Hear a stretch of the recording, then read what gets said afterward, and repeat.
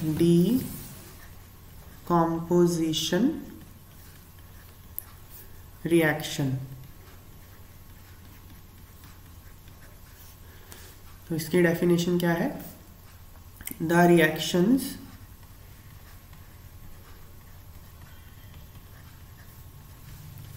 in which a compound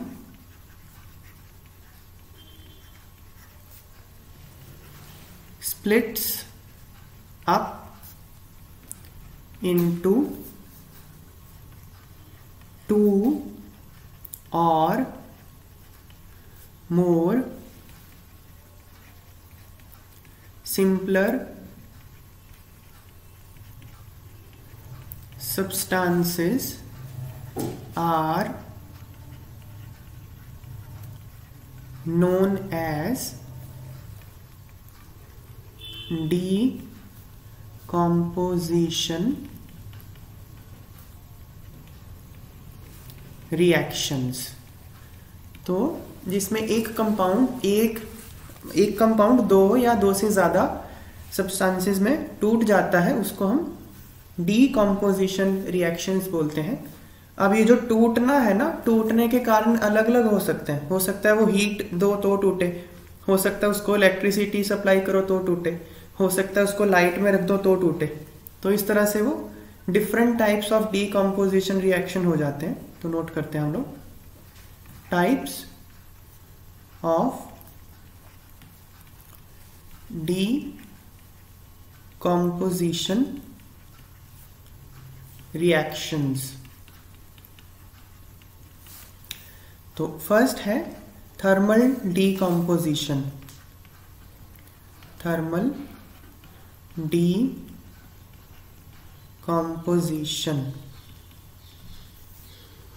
तो thermal decomposition क्या होती है?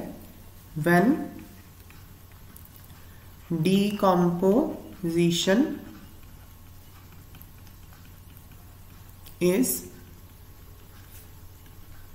carried out through heating। तो उसको थर्मल डीकॉम्पोजिशन बोलते हैं जब डीकॉम्पोजिशन हीटिंग से होती है। एग्जाम्पल,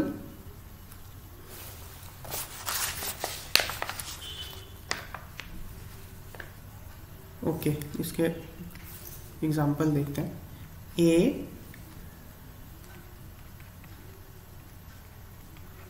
FeSO4.7H2O, इसको बोलते हैं ferrous sulphate hepta hydrate. Sir सिर्फ हाइड्रस, हाँ, फेरस सल्फेट लिख सकते हैं। हाइड्रा फेरस हेप्टा हाइड्रेट की जगह क्या होता है? Hydrated ferrous sulphate. हाँ, हाइड्रेटेड भी लिख सकते हो, लेकिन हाइड्रेटेड में ये नहीं पता चलता ना कितने वाटर मॉलिक्यूल्स अटैच्ड हैं। तो हेप्टा में की बता रहे हो। हाँ, इसको हीट करते हो ना तो ये एनहाइड्रस फेरस सल्फेट में कन्वर्ट हो जाता है। तो अब ये टूट गया, 7H2O अलग हो जाते हैं, तो ये डीकॉम्पोजिशन रिएक्शन हो गई और आपने तोड़ा हीट की हेल्प से। तो ये थर्मल डीकॉम्पोजिशन है। इसके कलर याद रखना, ये जो फेरस सल्फेट हेप्टा हाइड्रेट है ना, इसको ग्रीन विट्रॉल बोलते हैं, ये याद रखना, ये क्वेश्चन पूछा हुआ है। ग्रीन विट्रॉल ये ग्रीन कलर का होता है। ब्लू विट्रॉल क्या होता है? कॉपर सल्फेट .5H2O, उसको ब्लू विट्रॉल बोलते हैं, इसको ग्रीन विट्रॉल बोलते हैं। ठीक है। और ये जब वाटर रिमूव हो जाता है तो व्हाइट हो जाता है, एनहाइड्रस होता है, व्हाइट कलर का होता है।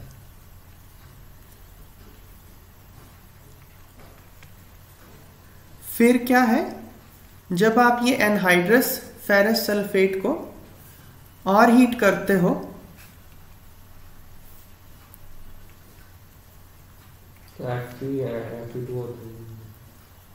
हाँ, तो Fe2O3 बन जाता है ना। और SO3 SO2 प्लस SO3। हाँ, और SO2 और SO3। तो इसका हीटिंग इफेक्ट याद रखना है।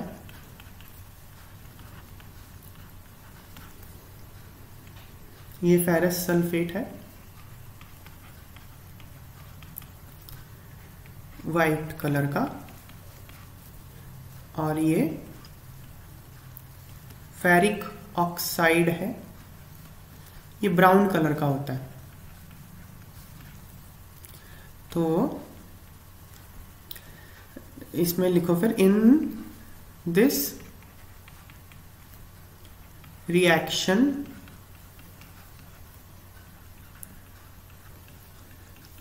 Characteristic order of burning sulfur is obtained। तो ये डीकम्पोजिशन, थर्मल डीकम्पोजिशन होती है। इसमें बर्निंग सल्फर की स्मेल आती है, इसकी पता चलता है कि ये फिर रिएक्शन हो रही है।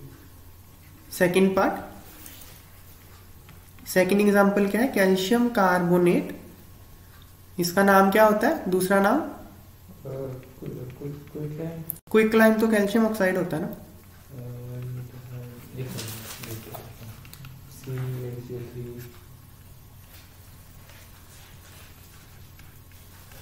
लाइमस्टोन, लाइमस्टोन बोलते हैं इसको।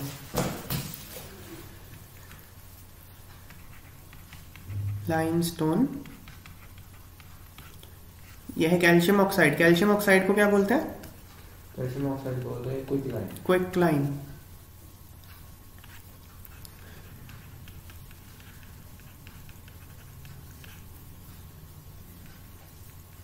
सो ये अगेन थर्मल डीकम्पोजिशन है। Third, lead nitrate. ये ना एक जनरल रिएक्शन है, सिर्फ लेड नाइट्रेट पे एप्लीकेबल नहीं होता। किसी भी नाइट्रेट को आप हीट करोगे ना, यहां मैं साइड में लिख देता हूं, किसी भी नाइट्रेट को आप हीट करते हो ना, तो ऑक्साइड बनता है, NO2 बनता है और O2 बनता है। ठीक है। अगेन इसमें एक्सेप्शंस हैं, ग्रुप 1 के मेटल ये फॉलो नहीं करते, और कुछ ऑक्साइड्स अनस्टेबल होते हैं जैसे मरकरी, सिल्वर, तो वो ये फॉलो नहीं करते। तो वो हम अभी नहीं देख रहे, वो हम 11th 12th में है, इनफैक्ट ये थोड़ा बहुत 11th में भी है।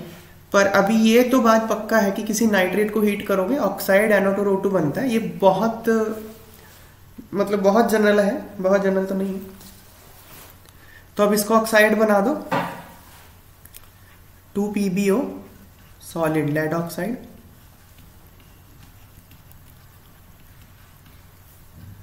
प्लस 4NO2, NO2 बन गया नाइट्रोजन डाइऑक्साइड,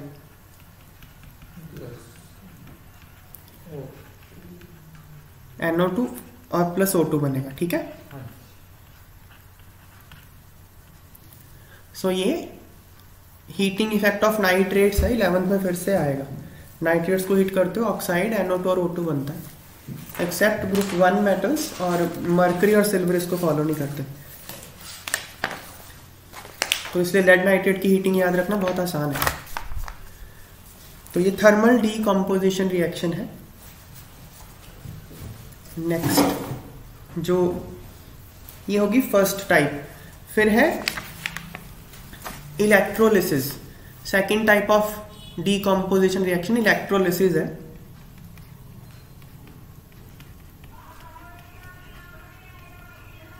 इलेक्ट्रोलिसिस में हम क्या करते हैं, decomposition is carried out by passing electricity electricity की हेल्प से आप कंपाउंड को तोड़ते हो तो इसको इलेक्ट्रोलिसिस बोलते हैं। एग्जाम्पल,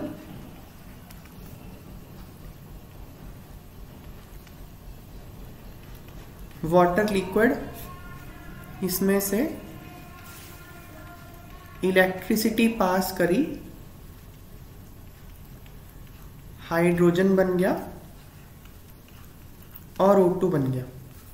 तो ये इलेक्ट्रिसिटी की हेल्प से होती है। तो इलेक्ट्रोलिसिस पे अलग से क्वेश्चन भी आ सकता है, इसलिए हम इसको डिटेल में लिख लेते हैं। इसके एक डायग्राम बना लेते हैं पहले तो।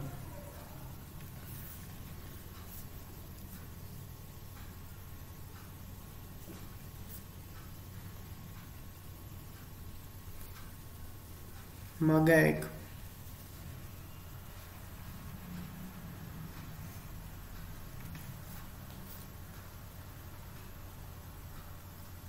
दो इलेक्ट्रोड्स हैं इसमें,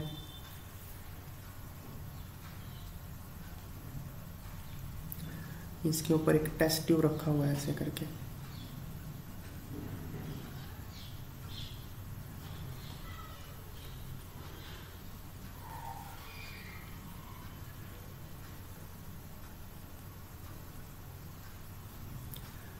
और इसको बैटरी के साथ जोड़ा हुआ है, 6 वोल्ट की बैटरी है मान लो। अच्छा एक काम, इसको बड़ा नीचे वाले को पॉजिटिव, ऊपर वाले को नेगेटिव कर लो। तो यहाँ पे स्टॉपर लगा, रबर स्टॉपर।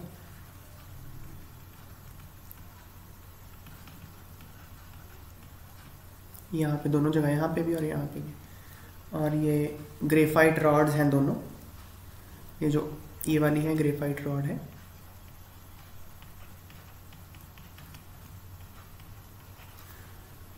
ये भी ग्रेफाइट रॉड है।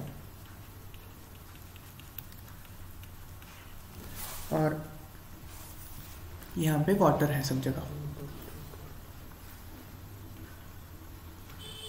सर इसको कुछ याद करना चाहिए जो रॉड है और रबर स्टॉपर है। हाँ, अगर डायग्राम बनाना आता है तो फिर लिखना ही पड़ेगा। रबर, ये किया क्या है ना, एक मग लिया है, जो मग जैसे जो नॉर्मल घरों में मग होता है वो ले लो, उसमें 2 होल कर दो। 2 होल कर दोगे, फिर उसमें 2 ग्रेफाइट रॉड घुसा दो।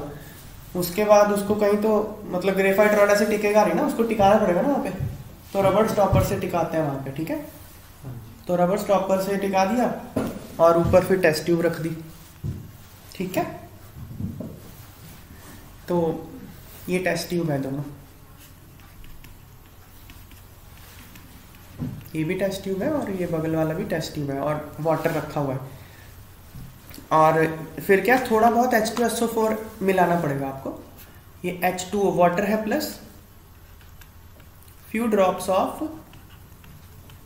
H2SO4 रख दो, या NaCl रख दो, क्योंकि सिर्फ जो वाटर है वो प्योर वाटर ना इलेक्ट्रिसिटी कंडक्ट नहीं करता, पुअर कंडक्टर है इलेक्ट्रिसिटी का। उसमें कोई तो आपको स्ट्रॉन्ग इलेक्ट्रोलाइट डालना पड़ेगा, चाहे आप एसिड डाल लो चाहे NaCl डाल लो, ताकि इलेक्ट्रिसिटी कंडक्ट हो सके। तो ये डालते हैं, ठीक है।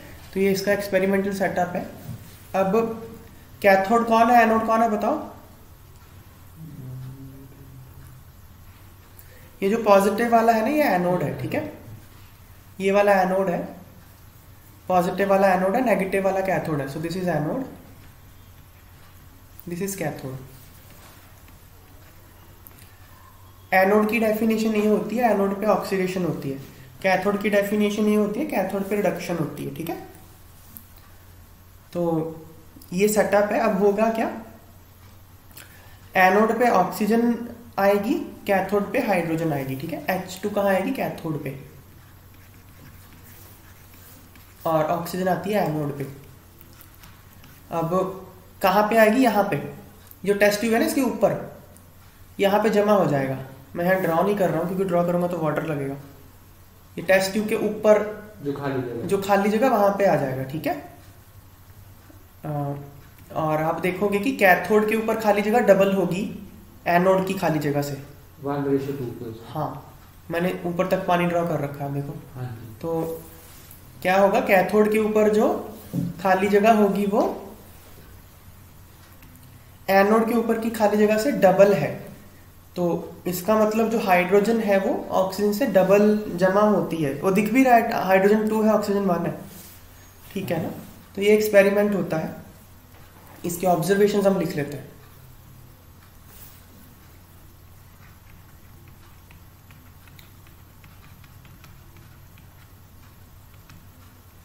ठीक है, तो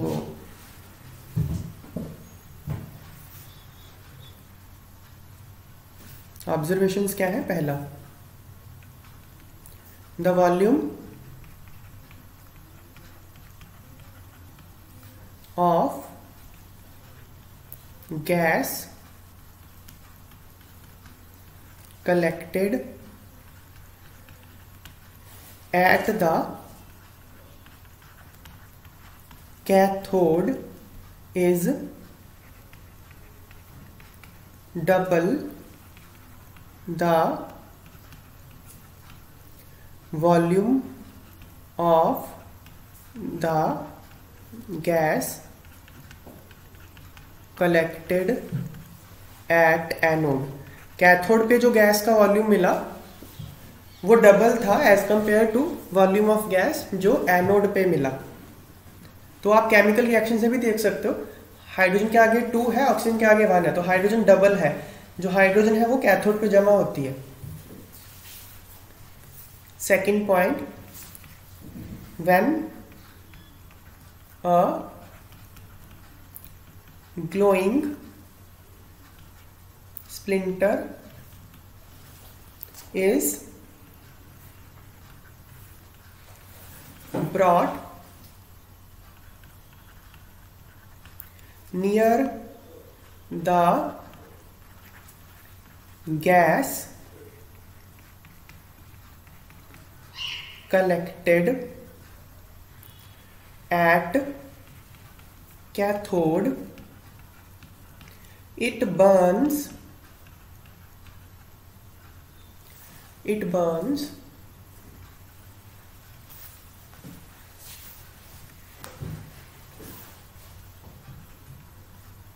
with a pop sound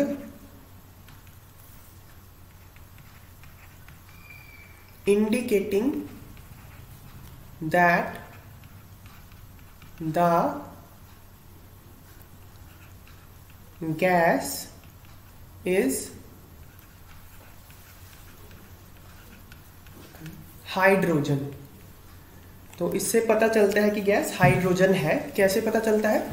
popping sound. Pop sound. Cathode के पास जो गैस है वहां पे स्प्लिंटर लेके जाओ तो पॉप साउंड से बर्न करती है और बुझ जाएगी वो, पॉप करके, जैसे फायर क्रैकर होता है उस तरह से पॉप करके फिर वो बुझ जाती है। और अगर आप उसको एनोड के पास लेके जाओगे तो क्या होगा?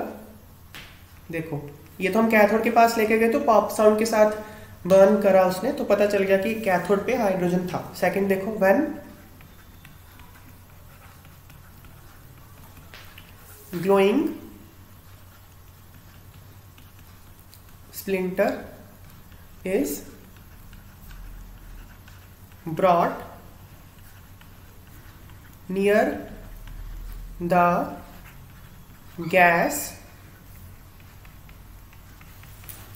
collected at anode, it burns with more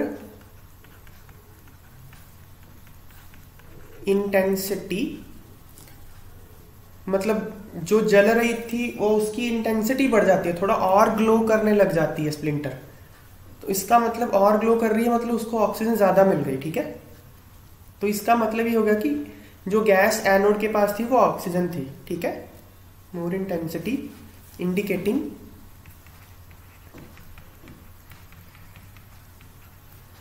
that the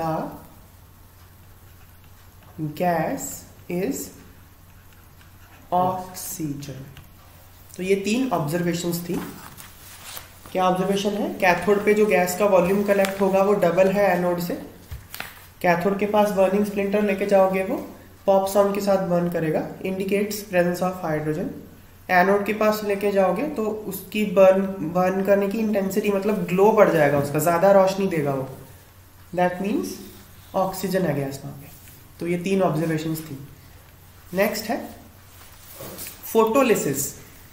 ये डीकॉम्पोजिशन रिएक्शन का थर्ड टाइप है फोटोलिसिस। इसमें फोटो मतलब लाइट तोड़ती है। सनलाइट।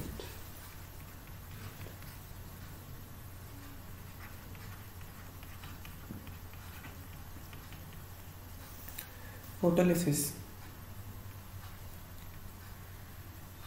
तो फोटोलिसिस क्या है? Decomposition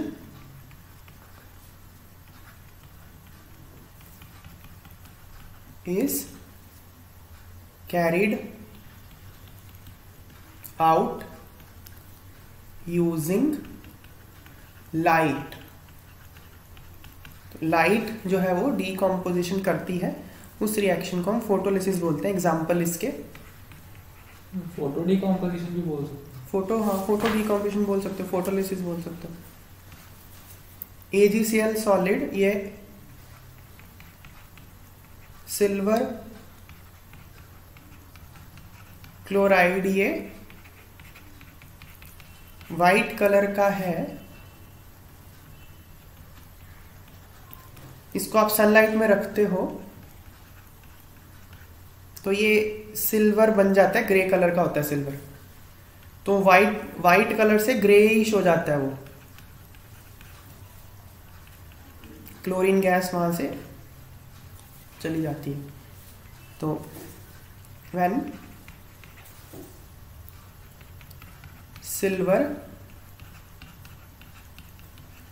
chloride is placed in sunlight, its color changes from white to gray। ये एक फोटोलिसिस रिएक्शन का एग्जाम्पल है। सेकंड, सिल्वर ब्रोमाइड के साथ। सिल्वर ब्रोमाइड को आप सनलाइट में रखते हो ना,